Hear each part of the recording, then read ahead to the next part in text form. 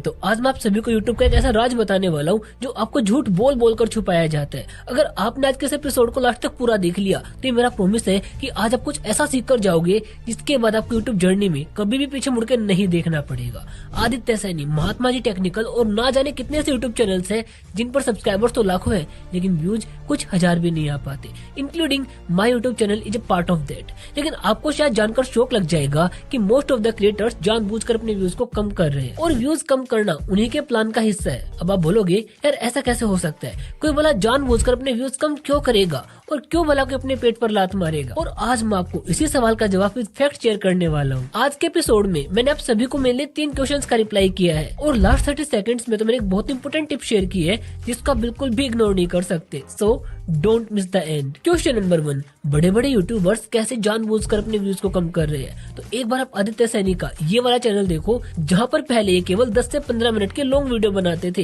लेकिन अब यहाँ पर ये 1-1 घंटे का पॉडकास्ट वीडियो बनाते हैं। फिर आप महात्मा जी टेक्निकल का ये वाला चैनल देखो जहाँ पहले ये एजुकेशनल कंटेंट बनाते थे लेकिन अब इन्होंने पूरे चैनल पर स्टॉक मार्केट का कंटेंट बनाना शुरू कर दिया है। वहीं एक बार आप मेरा यूट्यूब चैनल भी देख लो जहाँ पर पहले मैं यूट्यूब टिप्स और अर्निंग की वीडियो बनाता था जहाँ पर अच्छे खासे व्यूज आते थे लेकिन मैंने भी मेरे कंटेंट को पूरे तरीके से चेंज कर दिया है। अब आपको क्या लगता है, ये बेवकूफी है या फिर समझदारी? ये मुझे फीडबैक में जरूर से बताना। क्वेश्चन नंबर 2, क्रिएटर्स ऐसा कर क्यों रहे हैं? इसका जवाब चलिए एक एग्जांपल के साथ में समझते हैं। बॉडी सेम है लेकिन सर्दी गर्मी के हिसाब से अपने कपड़े चेंज करने पड़ते हैं। सेम ऐसी चैनल तो एक ही होता है लेकिन आपको टाइम टाइम पर आपके गोल्स के हिसाब से कंटेंट चेंज करना पड़ता है। ऊपर जो भी मैंने आपको चैनल्स बताए हैं उनको किसी दूसरे कंटेंट में ज्यादा पोटेंशियल दिखाई दिया जिसके चलते उन्होंने अपने कंटेंट को चेंज कर दिया। लाइक आदित्य सैनी को 20 मिनट की एक केस स्टडी बनाने में जहाँ पर 10 से 12 दिन का टाइम लगता था, बहुत सारा मैन पावर लगता था, घंटों की रिसर्च लगती थी, वही अब उन्हें एक पॉडकास्ट रिकॉर्ड करने में केवल 2 घंटे का टाइम लगता है और एक बिल्कुल बेसिक सी एडिटिंग रखते हैं जिसके बाद पॉडकास्ट में कमाई भी ज्यादा होती है और खर्च बिल्कुल भी नहीं आता। और क्योंकि उनको पॉडकास्ट में फ्यूचर भी दिखाई दे रहा था, सेम पैटर्न फॉलो किया है महात्मा जी टेक्निकल ने क्योंकि उन्हें पता था कि फाइनेंस कंटेंट में अर्निंग एजुकेशनल कंटेंट के मुकाबले 20 गुना तक होती है और वही पैटर्न फिलहाल मैं फॉलो कर रहा हूँ। और अब बात आती है उस मोस्ट इम्पोर्टेंट फैक्टर के बारे में जिसको आप बिल्कुल भी इग्नोर नहीं कर सकते, विच इज नीड सिलेक्शन। तो दोस्तों मैंने मल्टीपल टाइम आपको अपने एपिसोड्स में समझाया है कि भी मुझे मिनिमम 5 से 6 साल इसी नीच के अंदर काम करना है ताकि फ्यूचर में जाके आपको हमारी तरह ऐसा कोई बैकलैश फेस ना करना पड़े। तो दोस्तों आज मैंने ट्राई किया फैक्ट्स के साथ आप सभी को कुछ नया सिखाने का। कंटेंट कैसा लगा मुझे फीडबैक में जरूर से बताना। Thanks for watching. दोस्तों फर्स्ट यूट्यूब इनकम की एक्साइटमेंट क्या होती है वो सिर्फ वही जानता है जिसकी फर्स्ट यूट्यूब इनकम आ चुकी है, लेकिन जिसके अभी तक नहीं आई है उसके लिए पहला यूट्यूब का कमाई एक सपने के जैसा होता है। लेकिन दोस्तों क्या कभी आपने सोचा है कि जिस यूट्यूब सीक्रेट शो के साथ आप डेली कुछ नया सीख रहे हो, इसी शो के क्रिएटर की फर्स्ट यूट्यूब इनकम कितने वीडियो अपलोड करने के बाद आई होगी, क्या क्या दिक्कतें आई होंगी और सबसे मेन बात पहली यूट्यूब की कमाई कितनी हुई होगी। तो दोस्तों नेक्स्ट 2 से 3 मिनट के अंदर आज मैं आपको मेरी पर्सनल लेकिन कुछ ऐसी नॉलेज शेयर करने वाला हूँ जो आज नहीं तो कल आपके पक्का काम आएगी। और अगर आपने आज का एपिसोड मिस किया तो ये भी हो सकता है कि आपकी फर्स्ट पेमेंट आने में आपको बहुत सारी दिक्कतें फेस करनी पड़े। इसीलिए आज के वीडियो को ध्यान से देखना। साथ ही साथ वीडियो के एंड में मैंने कुछ बहुत इंपोर्टेंट बातें शेयर की है तो उस पार्ट को तो बिल्कुल भी स्किप मत करना। Now let's begin. सबसे पहले बात करते हैं कि मेरी फर्स्ट यूट्यूब इनकम कितनी आई थी और कितना टाइम लगा था। तो दोस्तों ये कहानी शुरू होती है 2015 के दिसंबर महीने में जब मैंने मेरा वो यूट्यूब चैनल क्रिएट किया जिस पर मैं आज भी काम कर रहा हूँ। अब क्योंकि स्टार्टिंग में मुझे बिल्कुल भी यूट्यूब के बारे में नॉलेज नहीं थी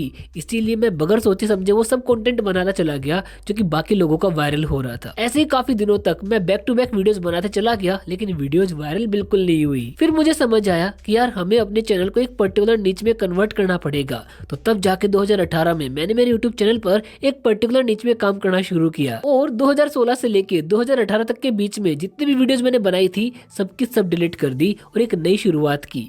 फिर लगातार 6 से 7 महीने वीडियो बनाने के बाद में हमारा जो यूट्यूब चैनल था वो मोनेटाइज हो गया। फिर डे बाय डे हमारी अर्निंग बढ़ती चली गई। उसके बाद बात करते हैं कि मुझे क्या क्या दिक्कतें फेस करनी पड़ी। तो दोस्तों दिक्कत ये आई कि जैसे मेरे एडसेंस अकाउंट में मिनिमम थ्रेशोल्ड पूरा हुआ, मतलब कि जो यूट्यूब पेमेंट हमें सेंड करता है, तो एडसेंस ने मेरे से कुछ बेसिक डिटेल्स मांगी जैसे कि account holder name, account number और साथ ही साथ एक कोड भी मांगा जो कि मुझे बिल्कुल नहीं पता था, जो कि था स्विफ्ट कोड। फिर जब मैंने मेरे बैंक से पता किया तो मेरे एरिया के जो SBI ब्रांच के बैंक मैनेजर थे उनको भी इस कोड के बारे में कोई नॉलेज नहीं थी। करीबन 7 से 8 दिन तक मैं इसी कोड को फाइंड करने में लगा रहा और फिर आखिर में जाके मुझे स्विफ्ट कोड मिल ही गया, लेकिन मेरे बैंक की फॉरेन ब्रांच से। और जैसे ही मैंने अपने एडसेंस अकाउंट में ये स्विफ्ट कोड एंटर किया, सिर्फ 7 दिनों के अंदर अंदर मेरी पहली यूट्यूब इनकम आ गई थी, जो की थी लगभग 8,000 रुपए। आपकी भी पहली यूट्यूब इनकम तभी आएगी जब आपके एडसेंस अकाउंट में मिनिमम $100 का रिवेन्यू हो जाएगा। अगर एक महीने में $100 का टारगेट पूरा नहीं होता है तो उस महीने की अर्निंग नेक्स्ट मंथ की अर्निंग के साथ जोड़कर आपको सेंड कर दी जाती है और उसके बाद पेमेंट रिलीज होता है। अब दोस्तों 2018 में तो किसी भी बैंक का स्विफ्ट कोड पता करने के लिए बहुत मेहनत करनी पड़ती थी, लेकिन आज के टाइम पर ये सब कुछ बहुत इजी हो चुका है।